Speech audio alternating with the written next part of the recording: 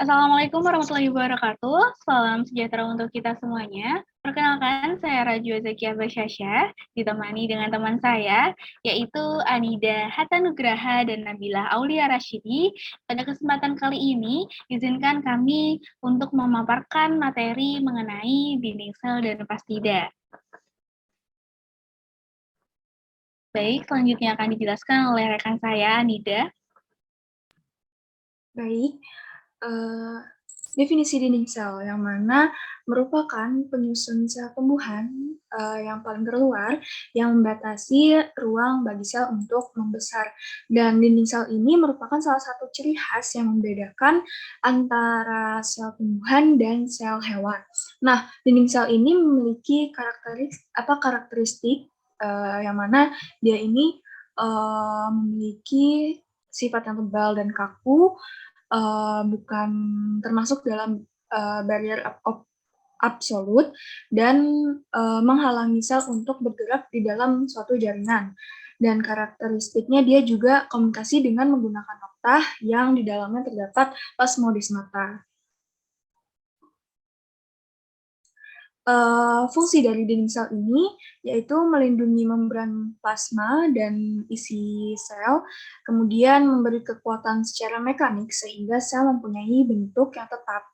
Kemudian juga sebagai penyokong mekanis organ tumbuhan dan sebagai alat transportasi zat dari luar ke dalam dan sebaliknya dari dalam keluar.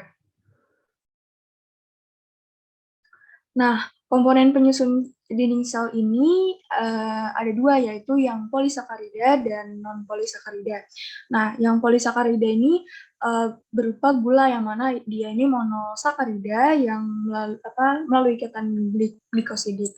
Nah, polisakarida ini terdiri dari tiga, yaitu ada selulosa, hemiselulosa, dan pektin. Nah, selulosa ini terdapat pada dinding primer maupun dinding sekunder, dan kemudian kalau hemiselulosa ini adalah heteropolimer yang sangat bercabang, dan hemiselulosa ini memiliki fungsi sebagai pelapis atau pembungkus mikrofibil selulosa yang bertindak sebagai substansi perekat. Nah, kemudian yang terakhir ada pektin. Pektin ini merupakan polisakarida yang kompleks dan strukturnya ini bervariasi.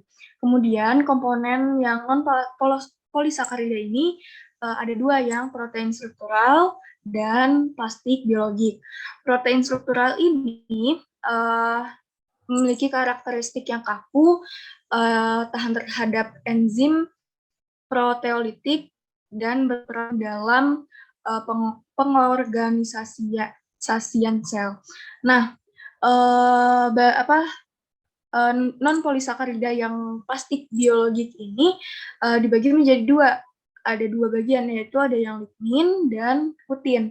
Kalau lignin ini, dia ini hidrofobik, karakteristiknya juga kaku dan tahan terhadap lingkungan yang tidak menguntungkannya. Terus yang putin ini dia berperan sebagai penutup sel, juga sebagai pembungkus pelapis yang bergabung dengan wax atau yang biasa disebut dengan lilin. Kemudian next. Nah, lapisan dari dinding sel ini ada tiga bagian, yaitu middle-lamella, dinding primer, dan dinding sekunder.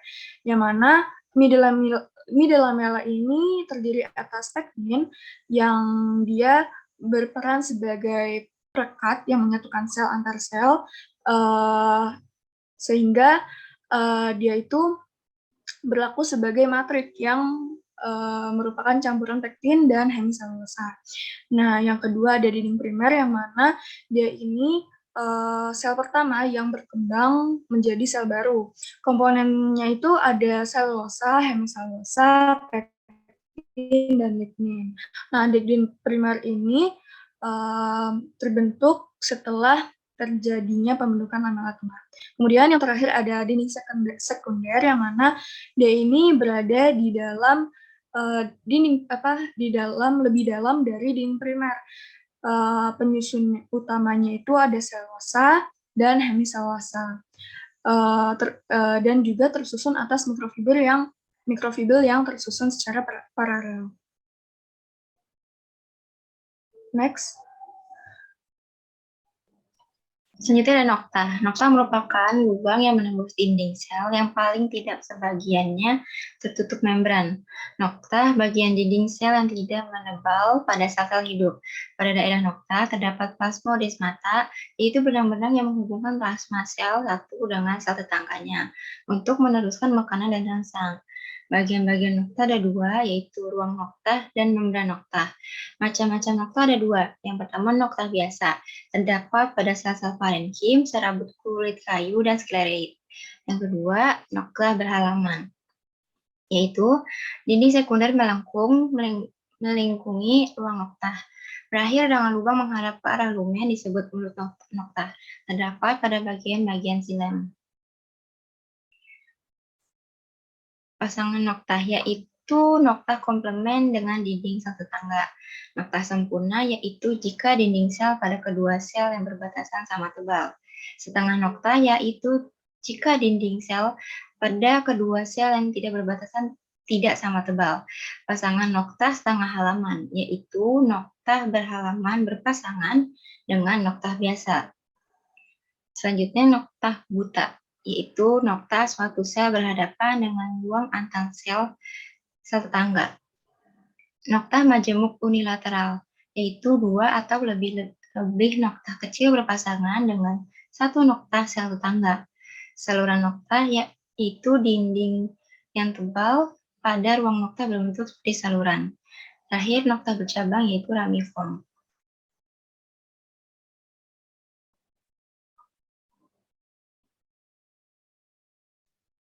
Baik, selanjutnya ada plastida. Plastida merupakan organel yang bersifat hidup di dalam sel tumbuhan dengan struktur dan fungsi yang khusus, berbentuk butiran atau helper pada sel muda. Butir plastida dapat terlihat jika dilakukan pengecatan khusus. Dalam sel dewasa, plastida akan terlihat lebih besar. Biasanya, plastida terdapat pada tumbuhan tingkat tinggi. Plastida dapat digolongkan menjadi sebagian berikut. Yang pertama ada leukoplas. Nah, leukoplas ini merupakan plastida yang tidak memiliki pigmen warna dan memiliki fungsi untuk menyimpan makanan. Nah, berdasarkan kandungannya juga, leukoplas ini terbagi lagi menjadi tiga, yaitu ada amiloplas, elailoplas, atau lipidoplas, dan protoeplas. Nah, amiloplas ini sebagai tempat penyimpanan amilum, sedangkan elailoplas atau lipidoplas itu sebagai tempat penyimpanan lemak atau minyak, dan protoeplas sebagai tempat penyimpanan protein. Selanjutnya ada kloroplas. Nah, kloroplas ini merupakan plastida yang memiliki pigmen hijau karena mengandung klorofil.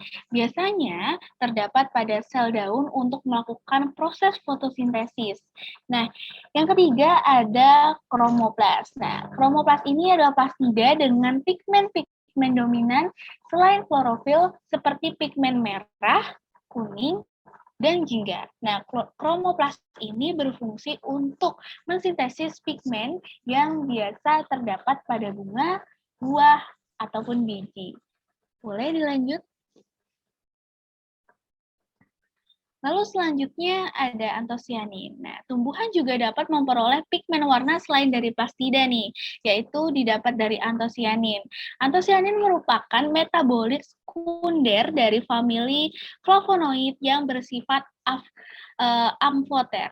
Gitu. Antosianin termasuk pigmen yang dapat larut di dalam air yang secara alami juga terdapat pada bagian tanaman seperti buah, bunga, akar, dan daun. Nah, senyawa antosianin ini memiliki fungsi sebagai antioksidan dan penangkap radikal bebas sehingga dapat menjadi pencegah kanker dan penyakit degeneratif.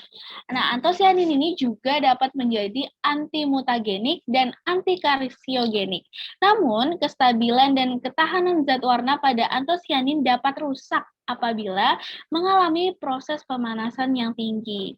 Nah, paparan cahaya tampak juga dapat memperbesar degradasi pada molekul antosianin. Nah, penyebab utama hilangnya pigmen warna pada antosianin berhubungan dengan hidrolisis antosianin. Nah, antosianin yang tereksitasi lewat transfer elektron karena paparan cahaya akan mempengaruhi pigmen antosianin ke dekomposisi fotokimia. Nah, lalu dari fungsi antosianin itu sendiri, yaitu antosianin berfungsi sebagai pelindung dari adanya cekaman biotik dan abiotik.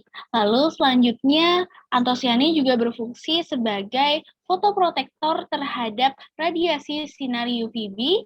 Lalu yang terakhir, antosianin berfungsi sebagai antimutagenik dan antikarsiogenik yang sempat saya singgung di awal juga.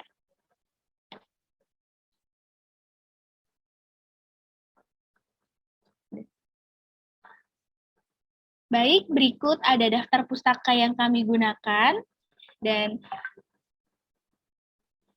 ya, boleh dilanjut. Baik, kurang lebihnya mohon maaf. Wabillahi taufiq wal hidayah. Wassalamualaikum warahmatullahi wabarakatuh. Salam sejahtera untuk kita semuanya.